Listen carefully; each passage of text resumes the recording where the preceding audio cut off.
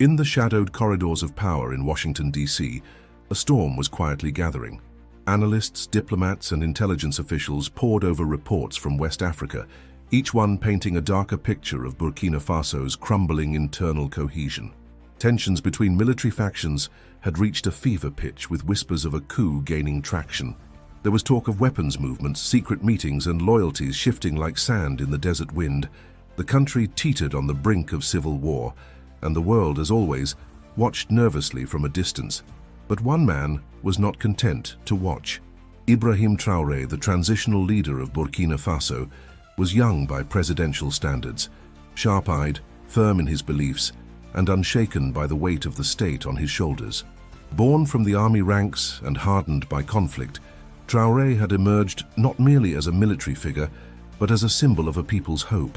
Still, his resolve was now tested beyond anything he had previously faced. Back home, the situation spiraled. A faction loyal to a powerful former general, disillusioned with Traoré's reforms and redistribution of power, was consolidating support. They claimed Traoré was undermining national sovereignty, that his reforms betrayed the very revolution that brought him to power. Protesters clashed in the streets. Rumors of defections within the military spread like wildfire.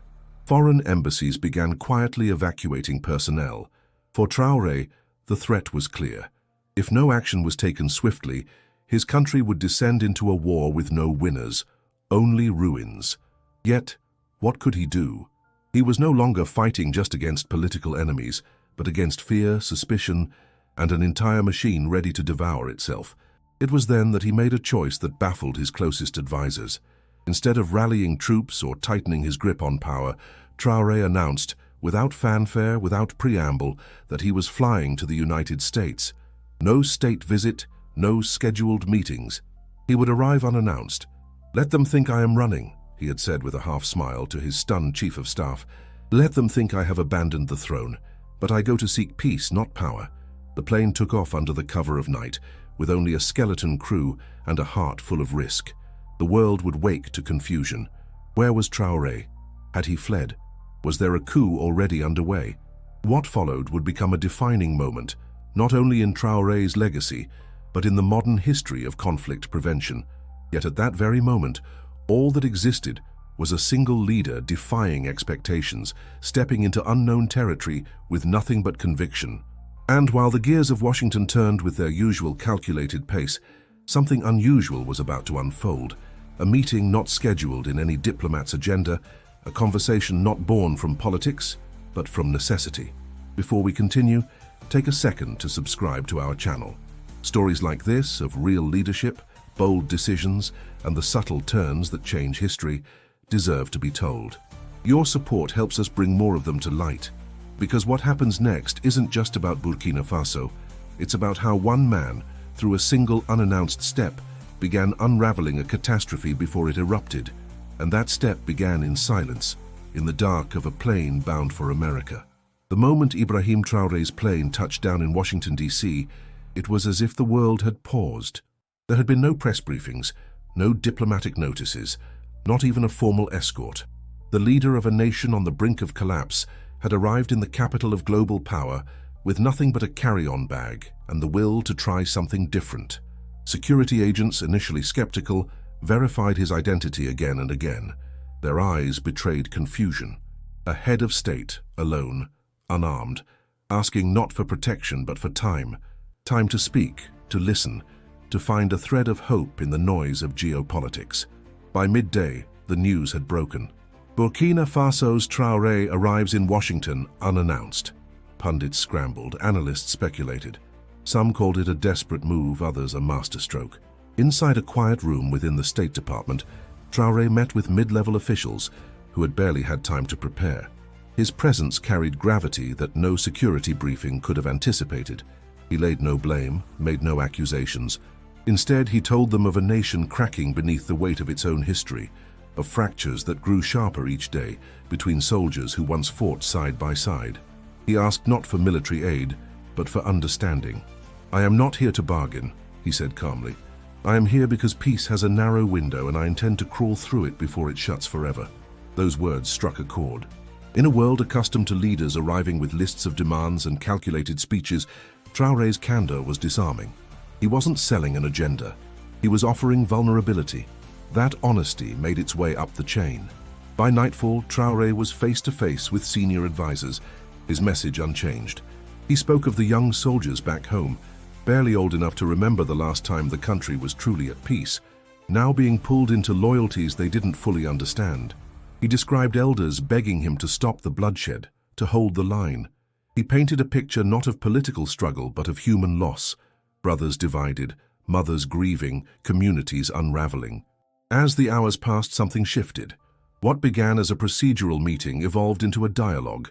US officials, cautious but intrigued, listened more intently. They realized this wasn't about influence or alignment. It was about a man who had come seeking the wisdom of diplomacy, not its theater. Back in Burkina Faso, radio stations buzzed with confusion. Traoré's sudden absence had sparked rumors. Had he fled? Was there a coup underway? But those fears quickly collided with the headlines flashing across international outlets. His presence in Washington was not hidden. It was open for the world to see. It wasn't an escape, it was a calculated risk, and it was beginning to pay off. Conversations that had seemed impossible days earlier were now taking form. Allies once hesitant to engage saw in Traoré a different kind of leader, unorthodox perhaps, but sincere. And then, as if the world itself had decided to pay closer attention, media outlets across continents began to follow the story. Commentators debated the implications. Protesters in Ouagadougou turned their chants toward peace. Traoré's unannounced visit was no longer an enigma. It was a signal that leadership, even in its most desperate hour, could still choose grace over force. What would come next depended not just on meetings or statements, but on one bold step that could ripple across a continent. 3 days after his arrival, Ibrahim Traoré stood before a modest crowd gathered in a quiet DC park. There were no flags, no fanfare, no official hosts, just a few folding chairs, an improvised podium, and the silent anticipation of those who came curious. Students, diplomats, activists, ordinary citizens, and a handful of journalists who had caught wind of something unusual. The air was cool, the sky overcast. Traoré stepped up and, with no script in hand, began to speak. "I did not come here as a president," he said, his voice calm but resolute. "I came as a son of my country, a servant of its peace, and a witness to its pain." What followed was not a political speech, it was a story, deeply human, quietly devastating. He spoke of children who had never known a school without guards, of markets silenced by fear, of weddings postponed indefinitely because no one dared gather in groups anymore. He talked about the dreams of young officers torn between loyalty and ideology, and about mothers who lit candles every night, praying their sons would not be claimed by another faction's bullet. His words were not grandiose. They were simple, deliberate, and that simplicity made them powerful. "There is no victory in a war fought at home," he said, pausing to let the silence linger. "Only funerals with no flags, and names that fade too soon." The crowd listened, not just with their ears, but with their posture, their stillness, their breath held at the edge of heartbreak. Reporters lowered their cameras. Officials stopped checking their watches. For once, it wasn't about statements, it was about understanding. Then, at the height of his speech, Traoré reached into his jacket and pulled out a worn, folded piece of cloth. It was the scarf of a soldier who had died protecting a village from armed militants. The soldier was 19. Traoré had met his mother a week before boarding the plane. He held the scarf aloft and said simply, "This is what civil war brings. Not revolution, not reform. Just more mothers, more grief." The effect was electric. Within hours, footage of the event was circulating across social media platforms and major news outlets. The clip of Traoré holding that scarf, his voice cracking just slightly as he spoke the name of the fallen soldier, became the image of the week. People weren't just reacting, they were engaging. In Ouagadougou, students gathered at the university square and played the recording over loudspeakers. In Paris, members of the diaspora organized vigils. And in Washington, messages of support began pouring in from unexpected places. It wasn't strategy, it wasn't PR. It was a gesture, small, unpolished, deeply human, and it changed everything. Within diplomatic circles, the shift was palpable. Skeptics turned into cautious allies. NGOs and peace-building organizations began drafting proposals. Embassies that had distanced themselves began reopening channels of communication, and perhaps most importantly, voices from within Burkina Faso's fractured political landscape began to soften. Some saw in Traoré's gesture not weakness, but strength, the kind that does not conquer but connects. Still, nothing was guaranteed. A scarf and a speech were not a treaty, but they had opened a door. What Traoré had done was remind the world of something easily forgotten, that leadership at its core is about empathy, and that sometimes preventing a war doesn't require a summit, but a story. In the days that followed Traoré's public speech, a sense of quiet urgency settled over both Washington and Ouagadougou. Something had shifted, not in grand pronouncements, but in subtler ways. Messages were exchanged more freely, calls answered more quickly, and most importantly, minds began to open. Back in Burkina Faso, under the cautious watch of neutral observers, preliminary dialogues were initiated. Traoré, still abroad, delegated authority not to suppress, but to invite. Letters were sent to military commanders across the country, including those who had vocally opposed him, inviting them to a national roundtable, not under threat, not under surveillance, but under a banner of reconciliation. At first, many declined. Suspicion ran deep. Old betrayals, long-held grievances, the taste of power, all these stood in the way. But the broadcast of Traoré's speech, particularly his symbolic gesture with the fallen soldier's scarf, had cut through more than political barriers. It had struck at something deeper, the shared understanding that they were all on the edge of a cliff. The United States, having witnessed firsthand the integrity behind Traoré's actions, stepped in quietly but decisively. They offered technical mediation assistance, back-channel communications, and assurance that any agreements reached would not be undermined by international agendas. With that diplomatic scaffolding in place, a fragile web of trust began to form. Then, for the first time in over a year, representatives from the military factions agreed to meet, not in the capital, but in a quiet border town where no one held the upper hand. The table was round, the seats were equal, and the stakes were nothing less than the future of their nation. Traoré joined via secure connection, choosing not to dominate, but to listen. He opened the talks by recounting the story of the soldier once more, not for drama, but to ground the conversation in reality. These were not ideas they were debating. These were lives. The discussions were long, tense, often interrupted by silence or sharp disagreement, but there was no walkout, no threats, just voices, some angry, others trembling, searching for common ground. Over the course of 3 days, a few critical agreements were reached. A mutual ceasefire between the factions, a framework for reintegrating rebel commanders into a unified national defense structure, a timetable for transitional elections, and most importantly, a commission for justice and healing, with representatives from all sides, including victims' families. None of it was perfect. But perfection wasn't the goal. Survival was. And for the first time in months, it felt possible. The public response in Burkina Faso was cautious, but overwhelmingly supportive. Streets that had known only chants of protest began to echo with cautious optimism. Flags were raised not in defiance but in hope. Even social media, often a battlefield of rumor and fear, began sharing images of the handshake that sealed the initial pact. For Traoré, the challenge was not over. There were still those who doubted, those who watched and waited for missteps. But he had done what few dared to try.